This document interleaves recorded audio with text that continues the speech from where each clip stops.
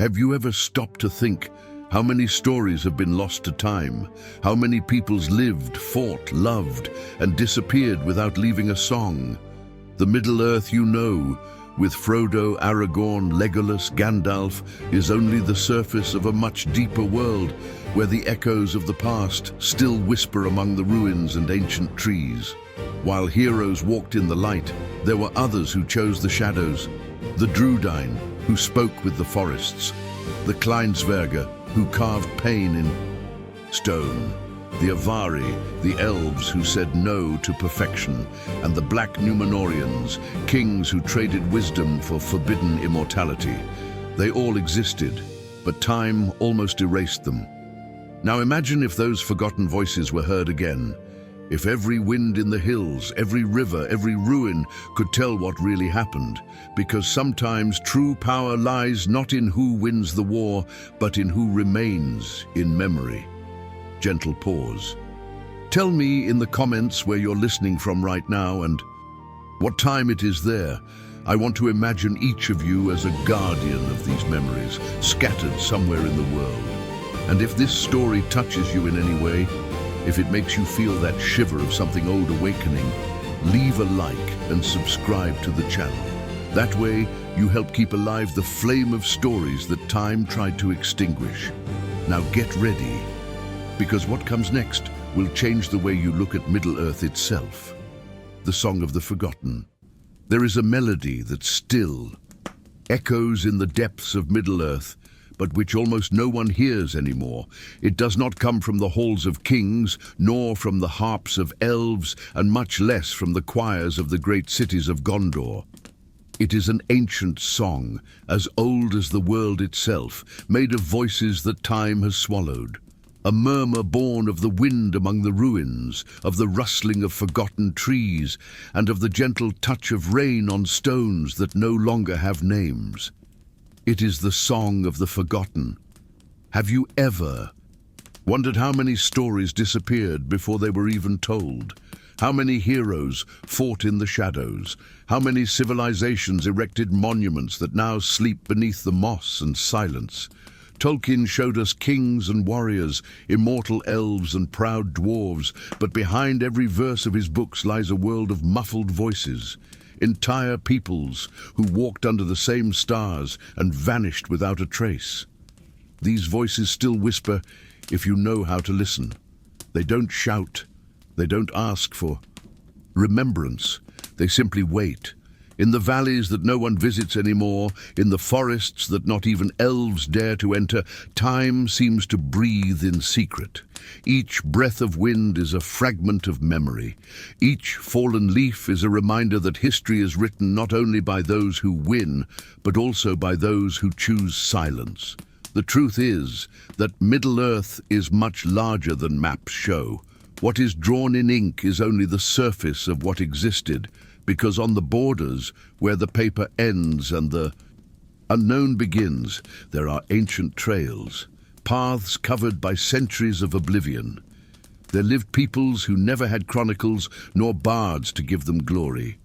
Wild men who spoke with the trees, dwarves who were rejected by their own brothers, elves who said no to the call of the light, and men who exchanged faith for darkness.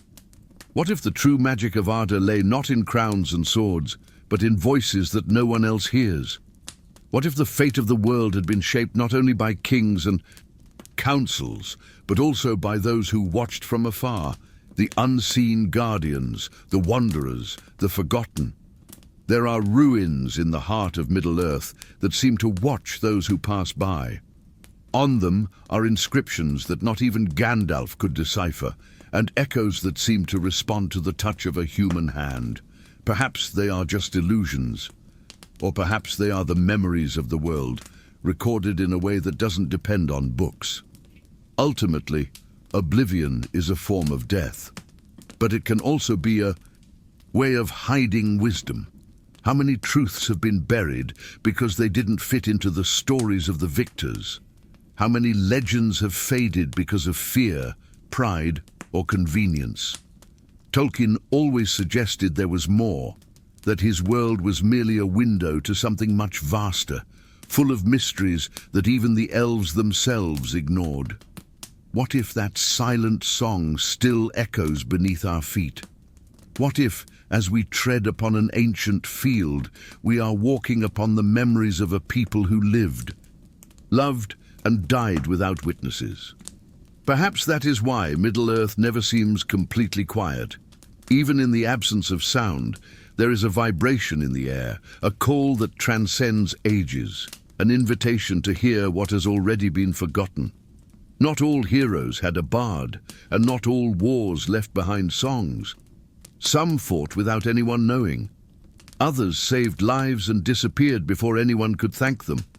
But the fact that they are not in the chronicles does not mean they did not exist. On the contrary, perhaps they are the ones who sustain the invisible weight of history, like the roots that support a tree that will never again see its leaves bloom. And that's why we need to remember, not to glorify, but to understand. Because every forgotten name is a mirror, and when we look deep, we realize that we too can be forgotten if we don't preserve what makes us human. The desire to tell stories, to pass them on, to give meaning to the scars of time. Perhaps that is the true purpose of the song, not merely to echo, but to awaken. It calls to the curious, the dreamers, and those who refuse to accept that everything has already been told. Each lost story is an invitation to look beyond the boundaries of the known, to hear the murmur that comes from the soil, the stone, the water. Because there, beneath the veil of silence, the forgotten still speak. And if you listen carefully, you'll realize they were never silent. They were just waiting for someone who wanted to listen. And now I want you to pause, take a deep breath, look around you and tell me in the comments where you're hearing this chant from and what time it is right now. Maybe, just maybe, the wind blowing by is also carrying an old memory. Now, there is a more distant sound coming from a forest that few know. It is the rustling of light footsteps on dry leaves and the echo of a name that almost no one pronounces anymore. You said, I need you to rewrite each topic in a dynamic and easy-to-understand way. Starting with the first one, and wait for me to ask you to continue. Each should contain 5,000 characters and must include a final trigger for comment engagement. Leave a comment, subtly and engagingly, stating where you are speaking from and the time, according to what was discussed in the topic. Introduce a hook for the next chapter naturally, without explicitly stating that there will be a hook. Topic 2. The Invisible Guardians, the Drúedain people. Trigger, mystery, plus ancestral power. Exploration of the origin of the Drúedain, or Drúedain, the wild men of the woods. Sensory description of the living forest, its guardian statues, and its gift of foreseeing dangers. Reflection on prejudice, isolation, and silent wisdom. The key phrase, what lives in the shadows is not always what fears the light. ChatGPT said, he thought for 7 seconds. Among all the stories of Middle-earth, few are as strange and as unjustly treated as that of the Drúedain. To many peoples, they were merely wild men, rough creatures hidden in the woods, closer to frightening legends told to children than to real people. But that is what the world saw from the outside. Inside, the truth was different, much deeper, much older. Imagine a forest where the wind seems to whisper words you don't understand, twisted trunks, roots intertwining, as if trying to protect something, a low-lying mist hiding trails no map can record. This is the kind of place the Drúedains called home. They didn't just live in the forest, they were part of it. Every step was measured, every sound was heard, every scent was interpreted as a warning or an invitation. While other peoples built stone walls, they erected walls of silence. The Drúedain were short, robust, with marked features and deep-set eyes that seemed to see beyond the appearance of things. To those who saw them from afar, they appeared brutish, almost grotesque. But that marked face did not come from brutality. It came from time, from sleepless nights watching over paths, from centuries walking alongside trees that had witnessed more ages than any king. They were, above all, survivors. The great difference is that, while other races relied on armies, banners, and trumpets, the Drúedain relied on something most underestimated: instinct. They felt danger. They perceived the approach of enemies long before any sentinel in a watchtower. They could smell the presence of orcs, perceive movements that escaped even the sight of elves. It was as if the forest itself told them secrets, and they listened. They always listened. Even so, the world judged them by their outward appearance. They were called barbarians, accused of witchcraft, seen as a threat, or at best as a useful tool in times of war. No one asked what they thought, no one asked what they felt, and so, over time, the Drúedain withdrew, retreating further and further into the shadows of the forests, not out of cowardice, but out of wisdom. They knew that the world's gaze could be more cruel than any sword. This is where a simple truth begins to become clear. Those who live in the shadows are not always those who fear the light. Sometimes those in the shadows have simply chosen not to be seen. The Drúedain did not hate sunlight. They simply distrusted the glare of cities, the pride of thrones, the vanity of crowns. They preferred the song of birds to the sound of trumpets, the rustling of leaves to the echo of applause. But still, they left their mark. They had a unique way of transforming stone into presence. Scattered across hills and forests, strange rock idols emerged, rustic figures with simple features but intense expressions. Some seemed like weary sentinels, others silent warriors. They were not statues to impress kings. They were guardians, stone eyes watching over forgotten trails, symbols of a people who chose to watch even without being seen. These figures, which many would call ugly statues, concealed a profound meaning. They represented the union between the Drúedain and the earth, as if, in carving the stone, they transferred a bit of their own vigilance to that still face. To those who don't understand, it's superstition. To those who feel it, it's protection. And in Middle-earth, where evil has walked unnoticed, any silent protection is worth more than 1,000 speeches. Prejudices, however, took their toll. Tired of being misunderstood, the Drúedain distanced themselves further and further from the great kingdoms. They disappeared from the roads, disappeared from the stories told in taverns and halls, until for many they became mere rumors, men of the forests, frightening savages, shadows among the trees. The old recipe of ignorance repeated itself. What is not understood is feared. What is feared is avoided. What is avoided is later forgotten. But the truth is that, even forgotten, they continued to protect paths. In the War of the Ring, when Gondor was on the verge of destruction, it was precisely these wild men who showed the riders of Rohan a secret shortcut through the woods, far from Sauron's eyes. Without trumpets, without speeches, without demanding reward, they did what they always did. They observed, sensed the danger, showed the right path, and then returned to silence. Perhaps this is the greatest power of the Drúedain, to act without needing to be seen, to protect without needing to appear, to know that their very existence is a service to the world, even if no one applauds. In a time when everyone wants to be remembered, they have chosen oblivion as their shield. And you, how many times have you judged someone by what you saw on the outside, without imagining the story that person carries inside? How many times was someone who seemed wild to you not in fact a silent guardian, someone who notices things you ignore?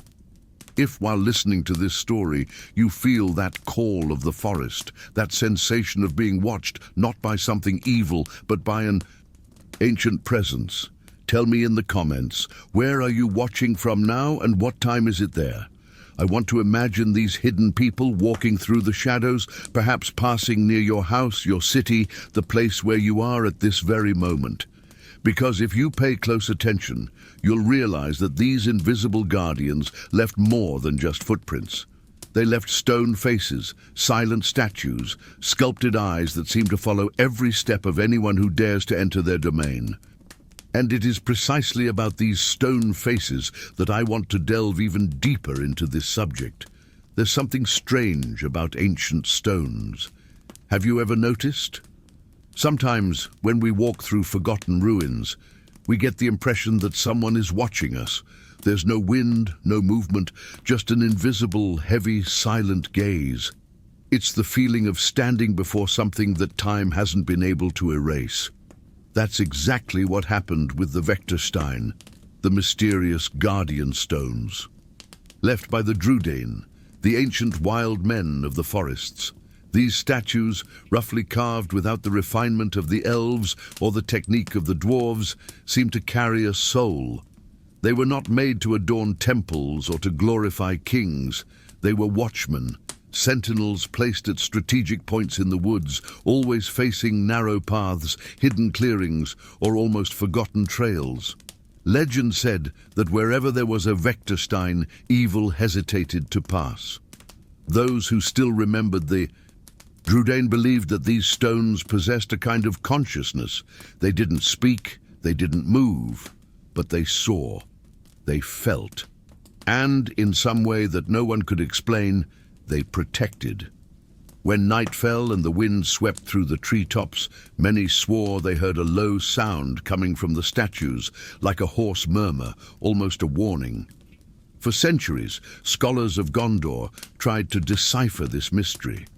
They excavated ruins, compared symbols, analyzed inscriptions, and the more they studied, the more questions arose. How could such a primitive people have created something so resilient, capable of surviving millennia without crumbling? Some claimed that the statues possessed a protective enchantment. Others said that the Drúedain had transferred part of their own essence into the stones, making them an extension of their own people. But there was something that even the wise men couldn't deny. These stone figures seemed alive.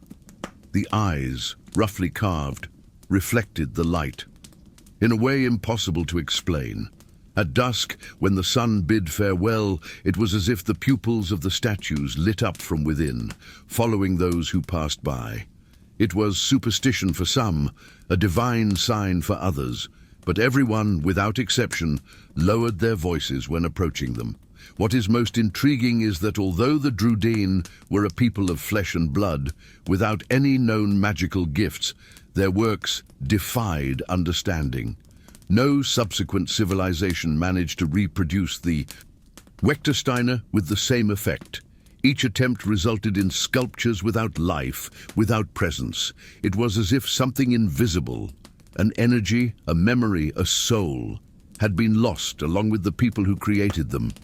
For the Drúedain, each stone was a guardian, a motionless eye that never closed. They believed that evil is not confronted only with strength, but also with vigilance, and a constant gaze was their most powerful weapon. The statues were a representation of this, the watchful eye, the protective eye, the ever-present gaze. Even when no one remembers anymore, it remains there. There are records of travelers who, during storms, found shelter in the shade of these figures. They all reported the same sensation, that of being protected. A strange warmth coming from the ground, as if the earth itself were embracing them. Others, however, said they heard light footsteps among the trees, echoes of ancient voices, and a light touch on the shoulder when they dared to mock the stones. None of them doubted it afterward. The most curious thing is that these statues were never erected in random places.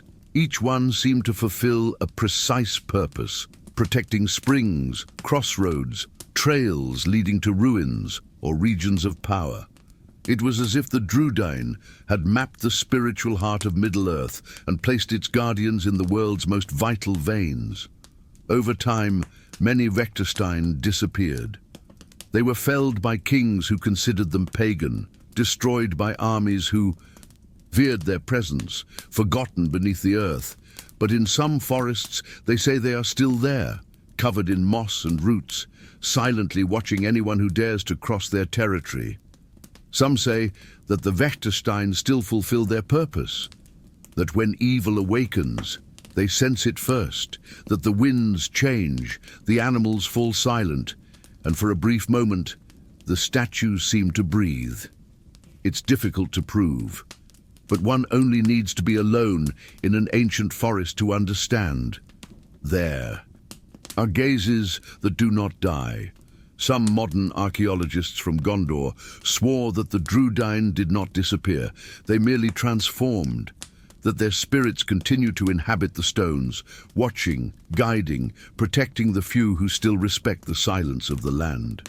And perhaps that is indeed the case, because in a world that forgets too quickly, the simple act of watching becomes sacred. And you, have you ever had that feeling of being watched, even when there's no one around? Have you ever walked through an old place and had the impression that the ground remembered your name? If so, tell me in the comments. Say where you're calling from now and what time it is there. Perhaps at this very moment, a Vectorstein is silently watching you, curious to know that someone still remembers it. And if you hear the sound of the wind becoming a whisper, don't be afraid, because just ahead, beyond the mist, lies an even deeper secret, that of those who chose isolation not out of fear but out of wisdom. The silence that saves. The choice of the Drúedain. In every corner of Middle-earth, there are peoples who chose the path of glory, seeking the brilliance of songs and the weight of crowns. But there were also those who, faced with darkness, chose silence. And among them all, no people understood the value of this choice as profoundly as the Drúedain. When Morgoth's shadows spread across the world and fear began to shape the hearts of men, the Drúedain realized something few understood. Evil feeds as much on hatred as on attention. Therefore, instead of fighting for power or recognition, they retreated. They vanished from the roads, left behind ruined kingdoms, and made their way to the forests that had yet to hear the sound of swords. It was a voluntary exile, a silent pact with their own freedom. In hidden valleys and deep forests, they built their simple dwellings, made of stone and wood. They lived off what the land offered, and communicated with it in a way that no other people were capable of. The Drúedain understood the signs of the wind, knew when the soil needed rest, when the rain would bring danger, and when a bird's song was a warning. They didn't need books to know. The world was their teacher, and silence their shield. But this estrangement came at a high price. Over the centuries, the great kingdoms forgot them. From allies, they became legends. From legends, they turned into distorted tales. Wild men, said the people of Gondor. Dangerous creatures, whispered the travelers. No one remembered anymore that these people had once fought side by side with heroes of the past. Prejudice did what Morgoth's army never could. It slowly erased them from the world's memory. Still, they remained, quiet, patient, watching from afar as civilizations rose and fell. The Drúedain knew that greatness is not measured by palaces, but by peace. While kings killed each other for thrones, they continued guarding their forests, tending to the pure waters and ancient paths. Instead of steel, they used wisdom. Instead of shouts, they used silence. This silence, however, was not cowardice, it was strength, it was resistance. While the world destroyed itself in the name of glory, they chose to exist unseen, and they survived. The Drúedain proved that isolation, when born of wisdom, is not escape, but protection. And it was precisely this choice that one day saved Middle-earth. During the War of the Ring, when Gondor was on the brink of destruction, evil seemed inevitable. Sauron's troops advanced, fear spread, and even the bravest faltered. But then, in the shadows of the Drúedain forest, the unexpected happened. While the riders of Rohan searched for a route to the battlefield, an old Drúedain with deep-set eyes and skin marked by time approached. He spoke neither of honor nor reward. He simply showed the way. No one knew how he knew that secret route that cut through the forest and bypassed the spies of Mordor. But he knew. Just as his ancestors had always known how to listen to what the world was saying. And thanks to that hidden path, the riders of Rohan arrived in time to change the course of the war. It was a victory born of silence, the same silence that the world mistook for weakness. After that, the Drúedain returned to their forests. None of them stayed to listen to applause. None accepted gifts or titles. They did what they thought was right, and that was enough. For them, good deeds didn't need to be displayed. They just needed to be done. And perhaps that is the most profound lesson of the Drúedain. Not all strength needs to be seen to exist. There is power in remaining invisible, in acting at the right moment, and disappearing when duty is done. While the world celebrates the heroes who shout, some prefer to remain those who observe in silence. Their silence is not empty. It is a sound that protects. It is the pause that prevents chaos. It is the interval between fear and courage. The modern world, so full of noise and haste, has forgotten this, forgotten that silence also saves. And if you think about it, perhaps you've already felt that same kind of silence at some point. That instant when everything around you stops and time seems to listen along with you. A moment when the noise of the world fades away and the heart understands what the mind cannot explain. That's where the wisdom of the Drúedain resides, in that second when the soul withdraws to listen to what is alive around it. So, if you're listening to me now, take a moment. Feel the air around you. There are invisible sounds in the silence, messages that only the attentive perceive. And tell me, where are you listening to this story from now, and what time is it where you are? I want to imagine the place where this silence also reaches you, because deep down, amidst the rustling of leaves and the distant beating of nocturnal wings, something awakens once more. An ancient presence, an echo that transcends time, emanating from a forgotten race beneath the mountains. Tiny beings made of stone and pain, once banished by their own siblings. 5. The people under the mountain. The Kleinsverger. Not all the people who live beneath the mountain are remembered in the songs of the dwarves. There are stories that the deep voices of the mines prefer not to tell, memories that the echo of the hammers tries to erase. And among these stories, there is one that few dare to mention, that of the little dwarf, also called Naked Nibbin, the little dwarfs. They were born from the same hands that shaped the great clans, forged in the patience and fire of Aula, the smith of the Valar.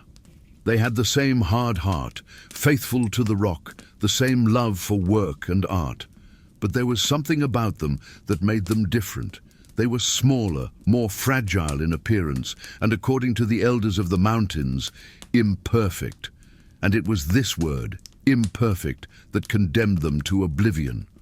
While Durin's sons built cities of marble and gold, the Kleinsverger were treated as a mistake, an unwanted curiosity of creation. They were tolerated in the workshops, but never celebrated at banquets. When their hands created something beautiful, it was said that the beauty was accidental. When they made a mistake, it was said to be proof of their weakness. Until one day, tired of the scorn and shame, they left.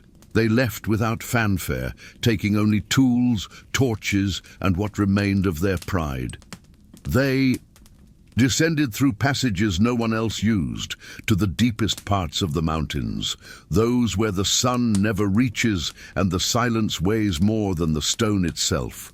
There they created a new home. They dug with their hands, shaped their houses in abandoned caves and tunnels, and began to live far from the eyes that judged them. It was there, in the darkness, that their true art was born. They lacked the glint of gold and the sound of grand forges, but they created sculptures that seemed alive, working the raw mineral with such care that even elves would be enchanted if they ever saw them. Their works did not seek to impress, they sought to express. Each hammer blow was a choked word, each carved form a suppressed cry. The scorn they received from the world transformed into creation. Pain became art, and art became resistance. They discovered something the great dwarfs had forgotten, that beauty doesn't need recognition. It simply needs to exist. But isolation, while protecting them, also made them increasingly distant from the rest of the world. Over the centuries, the Kleinsverge became mere rumors, a shadow among the stones, a legend whispered in dwarven taverns. They say they still dig beneath the ancient ruins, some murmured, that their eyes see in the darkness and that they speak with the mountain itself. Perhaps it was true. The Noegith Nibin had developed senses that no other people possessed. They felt the vibration of the rock as if it were breathing. They knew. When a tunnel was about to collapse, they heard the footsteps of enemies long before they arrived. They became part of the underground, so connected to the earth that their skin took on shades of grey, and their voices echoed like the sound of falling iron. But even living apart, the resentment never faded. The feeling of rejection took root in them like a scar, and it was this burden that shaped the story of their last known representative, Mim, the little dwarf whom fate united with the tragic. Human hero Turin Turambar. Mim lived hidden with his children on a forgotten hill of Beleriand. His days were lonely, and hatred for those who lived above the earth grew within him like a cold fire. When Turin and his companions invaded his dwelling, Mim was forced to give them shelter to survive, but even accepting the presence of men, he never trusted them. How could he trust them when his entire race had been betrayed by their own blood? Still, there was something human in his bitterness. He wanted to be understood. He wanted someone to see in him more than just a deformed dwarf. But fate is rarely kind to the forgotten. Amidst losses, mistrust, and death, Mim eventually succumbed to the resentment that haunted him. And when he finally betrayed Turin, he did not do so out of malice. He did it out of despair, out of fear, out of a lifetime of accumulated contempt. In the end, he died alone. No hymn was sung, no tombstone was erected. Only the stone preserved his name, as it always did. For those the world preferred to forget, and yet there is a sad beauty in this, because the people of Mim, though vanished, remain alive in every carved rock, in every forgotten tunnel, in every piece of the mountain that still echoes a distant sound of pickaxes. They prove that even rejection can give rise to something eternal. That value does not depend on size nor on appearance, but on the strength to continue creating even when no one is watching. How many times in our own lives are we judged by what we seem to be and not by who we truly are? How many times have we hidden what is most beautiful within us simply because the world said it wasn't enough? Perhaps, without realizing it, each of us carries a little of that people under the mountain, shaping in the dark what the world doesn't understand, transforming rejection into art and silence into strength. Now, I want to ask you something simple. Tell me in the comments where you're calling from right now and what time it is. You're there, I want to imagine the sound of the mountains echoing all the way to you, as if the Kleinsverge were still listening, attentive, waiting for someone to finally remember them. Because somewhere, deep within Middle-earth, there is still a faint sound, a rhythmic pounding against the stone, a persistent echo that comes from forgotten tunnels, and that holds the name of a single survivor, the last of his race, the little dwarf who carried the weight of oblivion on his shoulders. Mim, the last. of the little ones. There are names that time prefers to hide, names that carry too much sadness, too much pain, memories that the world has chosen to forget. And among these names, one echoes in the darkest depths of the mountains, Mim, the last of the Kleinsverge. He was neither a hero nor a villain. He was something more human than that, a survivor. Mim was the last of a rejected people, forgotten even by his own blood brothers, the last to bear the weight of a lineage born into darkness and condemned to live outside of history. His days were spent among cold caves, shaping stones and recalling voices that no longer existed. And as the silence grew, so did something within him. Bitterness. Not the bitterness of someone who hates the world, but of someone who waited to be understood and never was. Because when the heart is wounded too deeply, even kindness bleeds. Mim lived on a forgotten hill with his 2 sons. He worked with his own hands, carving from the rock, creating sculptures that no one would ever see. Solitude was his only companion, and the earth the only thing that listened to him. He spoke to it, and sometimes he swore he heard answers. For him, the mountain was alive. It knew him by name, kept his secrets, and in a way was the last home of a people that the world had already erased. But fate, capricious as always, likes to test those who hide. That's how Turin Turambar, the cursed man, crossed paths with Mim. Weary, wounded and fleeing from the orcs, Turin found refuge in the hills where the little dwarf lived. But the encounter was not peaceful. Forced to yield his home under threat, Mim agreed, but resentment remained. In the following days, a strange coexistence developed. Turin and his men spoke loudly, ate what they wanted, and laughed at the dwarf's silence. Mim observed everything in silence, torn between fear and pride. Inside, he wanted to believe he could still trust. He wanted to see, in the men's eyes, something different from the rejection the world had always shown him, but years of scorn had left scars too deep. When one of his sons died, struck by an arrow during a confrontation, something inside Mim broke. He wept without tears, with the kind of pain that turns the soul to stone. From that day on, the hope that remained in him turned to ashes, and it was those ashes that led him to betrayal. Mim revealed Turin's hiding place to his enemies. Many would say it was revenge, but it wasn't. It was desperation. It was the action of a heart, weary of losing everything, of trusting and being hurt, of living and watching life be ripped away little by little. He didn't want to destroy the world. He only wanted the world to leave him in peace. But fate never forgives those who try to hide from it. When the betrayal was discovered, Mim was hunted like an animal. Aged, bent, almost blind, he took refuge in a cave, the same one that had been his home, his prison, and his tomb. There he found him, Hurin Turin's father, and killed him without mercy. Thus ended the last of the Kleinsverge, without songs, without a tomb, without anyone to remember. The mountain, however, never forgot. They say that even today, when the wind blows through the ancient hills, a faint sound can be heard, almost like a sigh coming from the stones. Some say it is the memory of Mim, the echo of a heart that broke trying to be good in a world that only saw its flaws. His story is more than a tragedy. It's a mirror.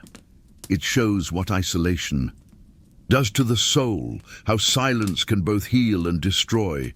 Mim reminds us that even the purest hearts, when ignored and wounded for too long, become as hard as rock.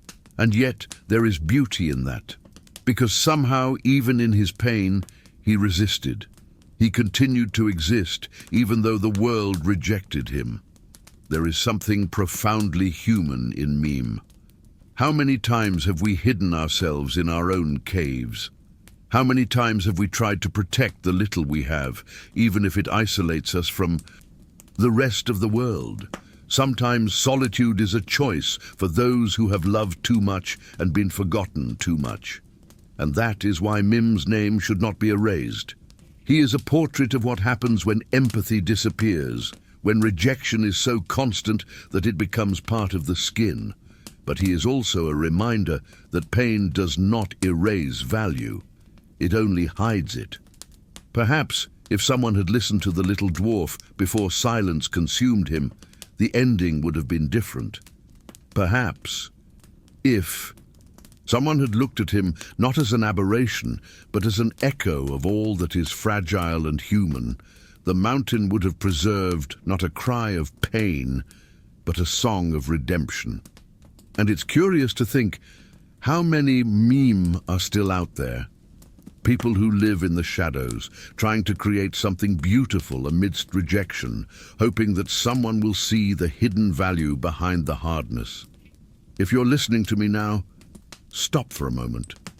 Think about how many hardened hearts cross your path. Every day, perhaps they aren't cold, just wounded. And if this story touched you in any way, tell me in the comments. Where are you calling from now, and what time is it there? I want to imagine where this memory of meme echoes at this moment, in what corner of the world the little dwarf's last breath still finds ears willing to listen. Because among the shadows that sleep on the hills, something begins to awaken. A light breeze, almost a whisper coming from beyond time, bringing with it not only echoes of pain, but melodies that were never sung, songs that were never sung. There is something profoundly sad in realizing that not every story has been given a voice, that between the deeds of kings, the hymns of heroes, and the legends sung in taverns, there is a dense silence, the silence of songs that were never sung. In Middle-earth, each people had their own way of remembering. Elves transformed memories into music, dwarves into stone, men into stories that mingled with time. But there were also those whose names never reached the ears of the bards, peoples who lived, loved, fought, and disappeared without leaving a single melody. It's as if the world had forgotten to give them a voice, and silence, when it lasts too long, becomes a second death. The first is the end of the body, the second, the end of memory. Walking through the ancient ruins of Middle-earth is to hear this silence. There are cities where the wind blows between broken columns and seems to form words that no one understands. There are forests where the rustling of leaves sounds like a distant chorus, perhaps the echo of voices that once sang there. And there are rivers that carry in their waters the lament of those who have departed, dissolved in the current of oblivion. If you close your eyes and imagine those lost songs, you'll realize that the world still tries to sing them, only in a different way. The stones hold the notes, the trees hold the rhythm, the wind carries the melody. Everything that was lived remains there, even if no man remembers. The wise men of Gondor used to say that history is made of what was written, but the truth is that it is also made of what was silenced. How many voices were stifled because no one wanted to listen? How many songs were left uncomposed because the singer was forgotten before it even began? The silence of vanished peoples is not empty. It is full of echoes that no one else knows how to decipher. And it's curious how time acts upon this. Sometimes it erases everything, names, faces, deeds, but other times it transforms oblivion into presence. A traveler might feel a shiver crossing an old bridge without knowing why. Perhaps it's the spirit of an old song trying to be remembered. Perhaps it's just the world whispering, "We are still here." Every ruin in Middle-earth has a soul. The stones that resist erosion hold more than just weight. They hold memories. They have witnessed wars, heard prayers, and been touched by hands that time has already taken away. When you pass through such a place, the ground seems to breathe. The trees bend slightly, as if recognizing the presence of someone who still listens. The songs that were never sung continue to exist, even if we don't hear them. They live in the pauses, in the intervals between one story and another, in the silent glances that books don't describe. They are what remains when the whole world decides to forget. Thinking about it evokes a bittersweet feeling, because every absence carries a kind of beauty. It's the beauty of what could have been, of what almost existed, of what lives only in the memory of those who feel it.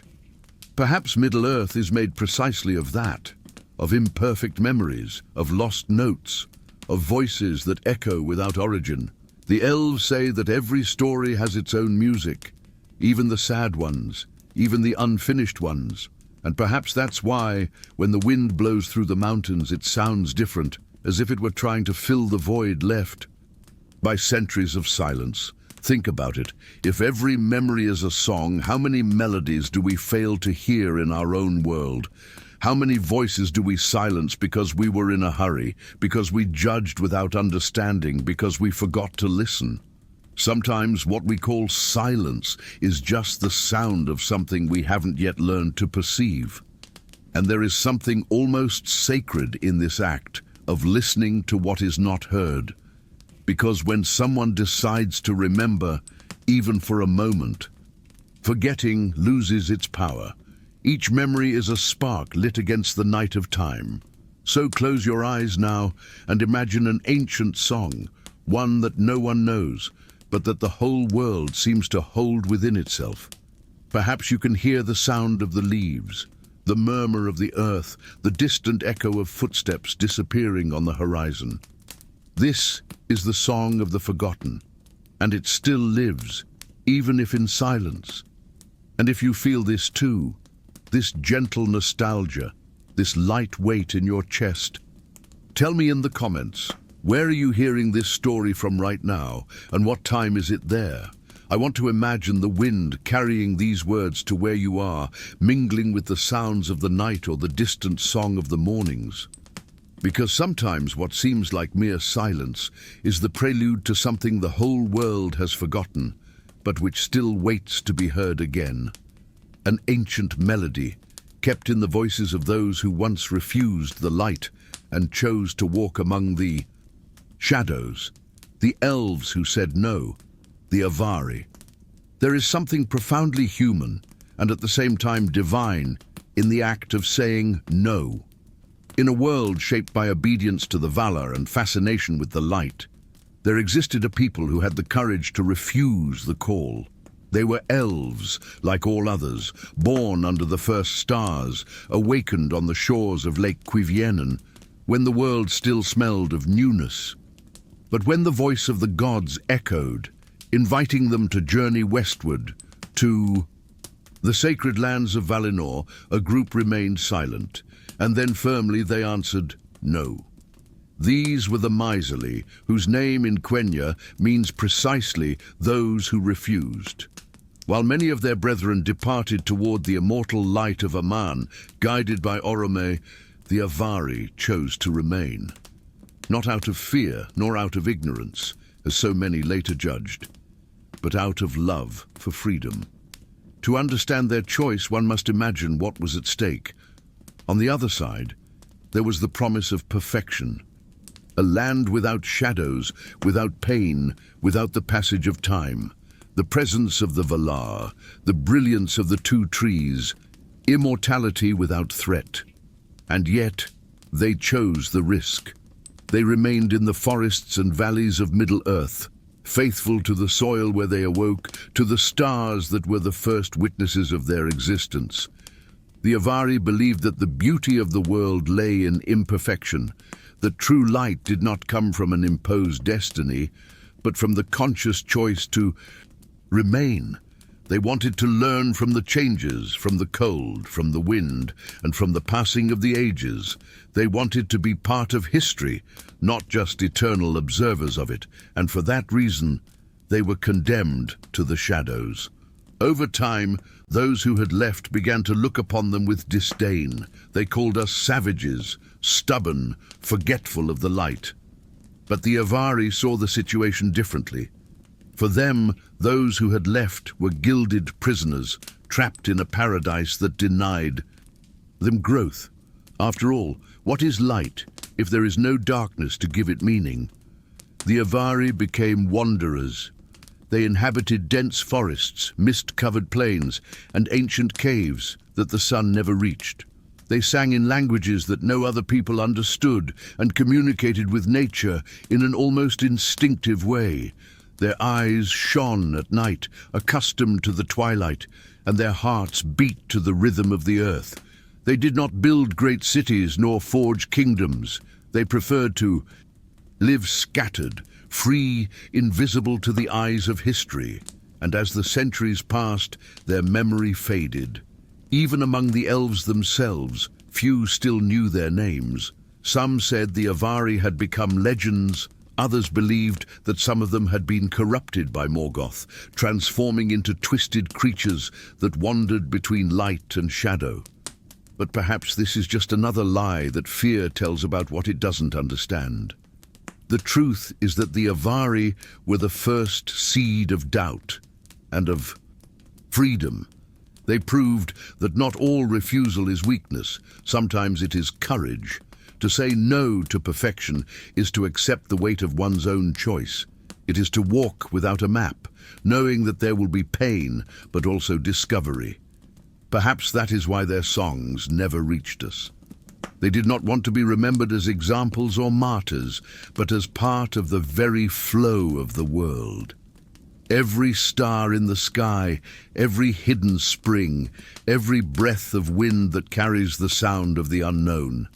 All this, they said, is the voice of the Avari. And there is something profoundly inspiring about this idea, because in a world that pushes us to follow the same path, it is almost revolutionary to remain where the heart leads. They chose the invisible, the unacceptable, the misunderstood, and yet they remained true to what they believed to be true. Sometimes, said an old forest elf, the light that shines brightest is the one that refuses to be seen. And perhaps that is precisely what the Avari represent, a reminder that freedom does not always shine. Sometimes it whispers. Now think, how many times have you said yes when everything inside you wanted to say no? How many times have you followed a path just because everyone else was following it? The Avari teach us that there is wisdom in choosing your own path, even if no one understands, even if no one applauds. If this story resonated with you, let me know in the comments.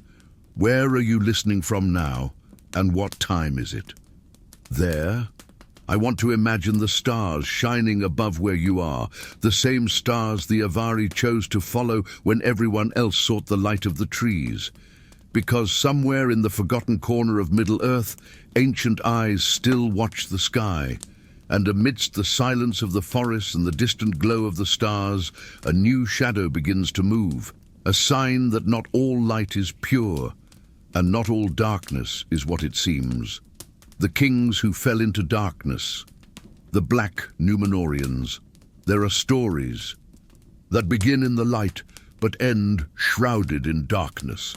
None illustrates this better than the fall of Númenórean blacks, the corrupted children of an age that dared to defy the gods themselves.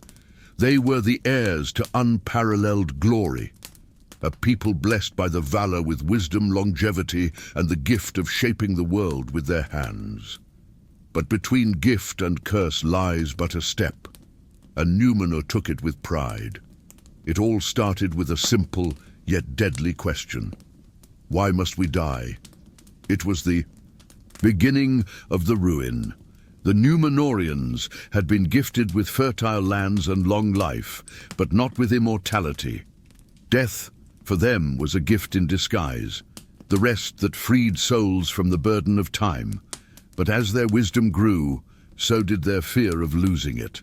The love of life turned into terror of death, and where there is fear, there is room for corruption. Sauron realized this before anyone else. When he was taken captive to Númenor, He arrived not with chains, but with words, with seductive language.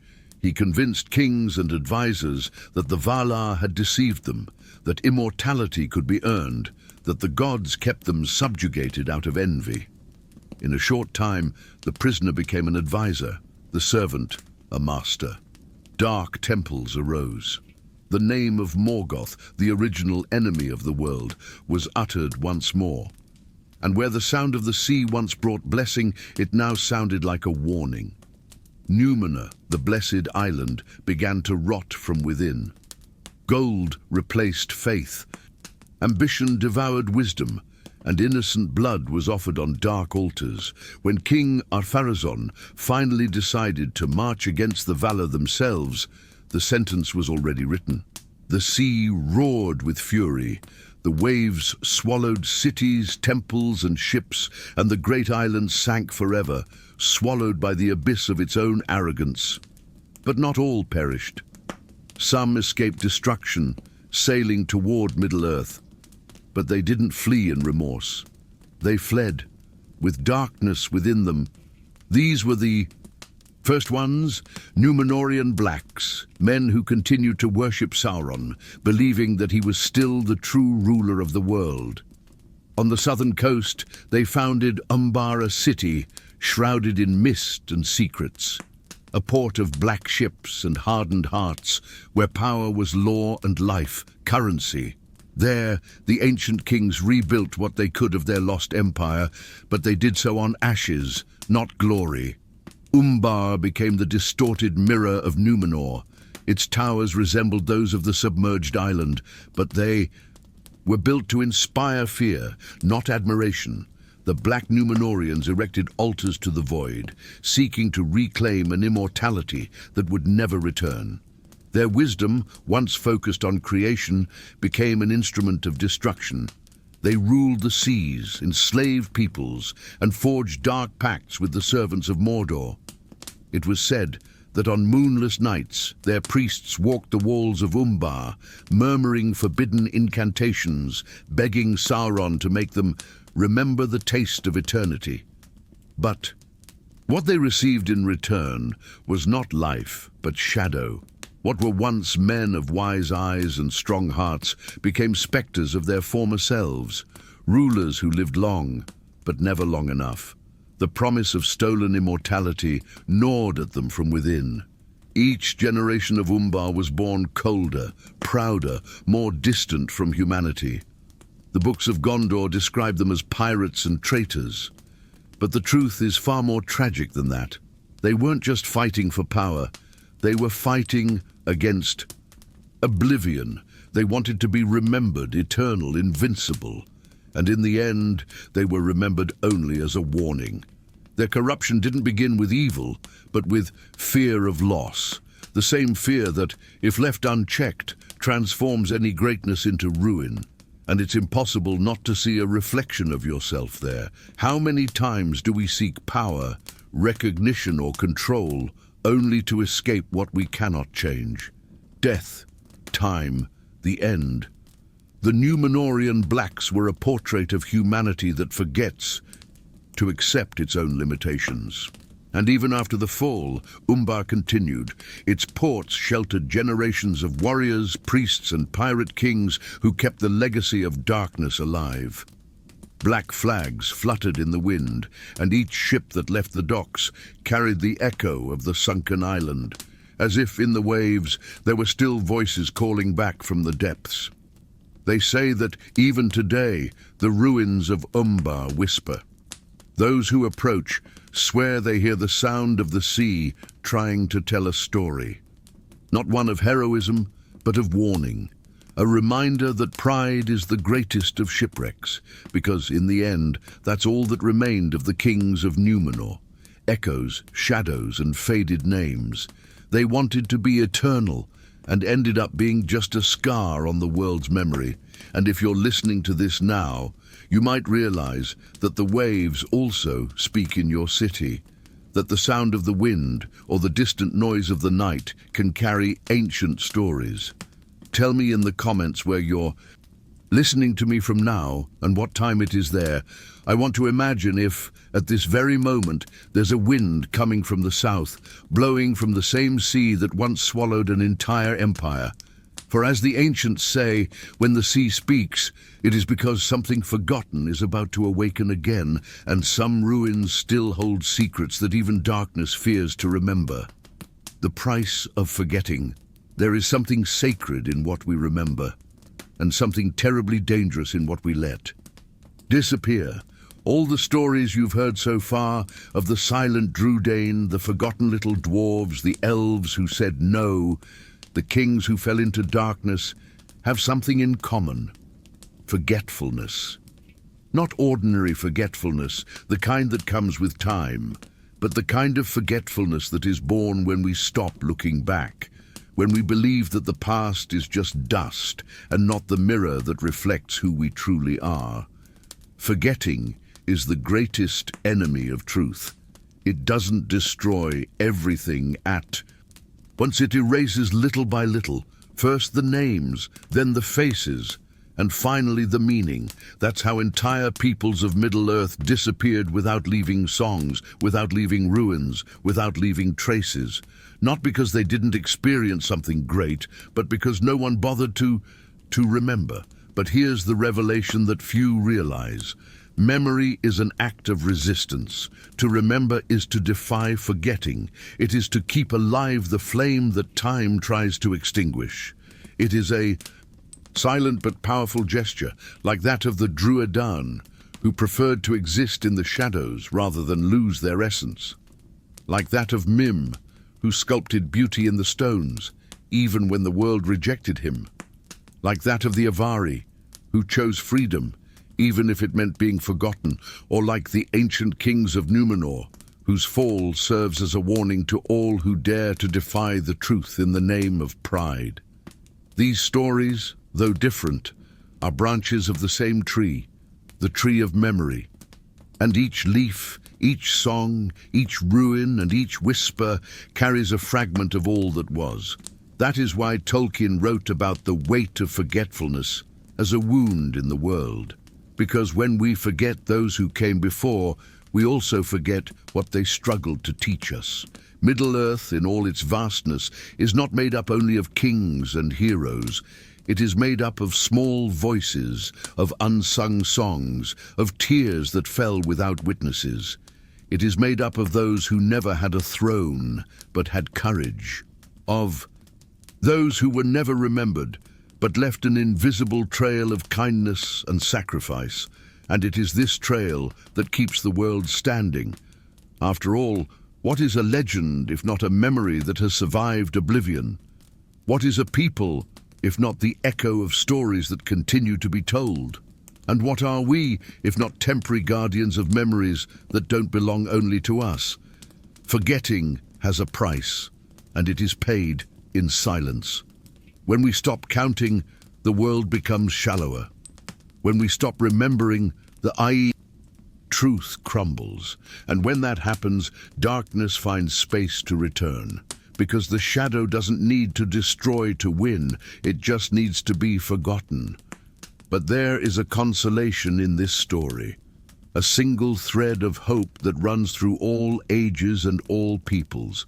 As long as someone remembers, no people are truly lost. As long as there is a voice willing to tell the story, a mind curious enough to listen, a soul that is moved by the past, all that was remains alive. Have you ever considered that perhaps Middle-earth itself exists because of this? Because someone, somewhere, refused to let oblivion win. Someone looked at the ruins, listened to the wind, and decided to write. And so, stories began to breathe again. And that's our part now, to be the echo that prevents the silence. Because every time you hear one of these stories, every time you feel something, admiration, sadness, longing, the forgetfulness recedes a little. The flame is rekindled, and the world, even if only for a moment, regains its soul. Yes, some peoples have disappeared, but none have truly been lost, as long as there are those who evoke them in thought, who say their names, who imagine their faces. Memory is the link between the living and those who have passed. It is the true gift of the children of Ilúvatar, not power, not immortality, but memory. And perhaps that's what Tolkien wanted to tell us all along, that forgetting is the ultimate death, and remembering the purest form of love. Because to love, something is to want it not to disappear. It's fighting for it to continue existing within us, even when the whole world insists on moving on. So, if any of these stories touched your heart, don't let them be lost. Share them, tell them, keep them alive. Every word spoken is a spark that illuminates what time tries to extinguish. And tell me in the comments, where are you listening to this story from right now? And what time is it there? I want to imagine the sound of your city, your neighborhood, the place where you are, mixed with the distant echo of Middle-earth, as if the wind itself carried this memory of a world that refuses to die. Because in the end, the true purpose of every story is not to entertain. It is to remember. And as long as there are those who listen, oblivion will never win. Between the shadows of the past and the embers of what still lives, there is an ancient promise that every name, every people, and every dream will be remembered again. All it takes is for someone to keep telling the story, and you have just proven that there are still those who listen. And if you've made it this far, it's because some part of this story resonated with you. Perhaps an old memory. Perhaps just that good feeling of hearing something that holds truth. So before you go about your day, take this moment and subscribe to the channel. That way you can continue following these forgotten journeys of Middle-earth. And with each new video, the flame of these stories continues to burn. Also, leave a comment saying where you're listening to me from now and what time it is there. I like to imagine each person in a different corner of the world sharing the same silence after a story like this. And of course, leave a like, not out of habit, but because it helps keep alive this connection we've created here. There's a video over here that complements this theme and further deepens this journey through the memories of Middle-earth.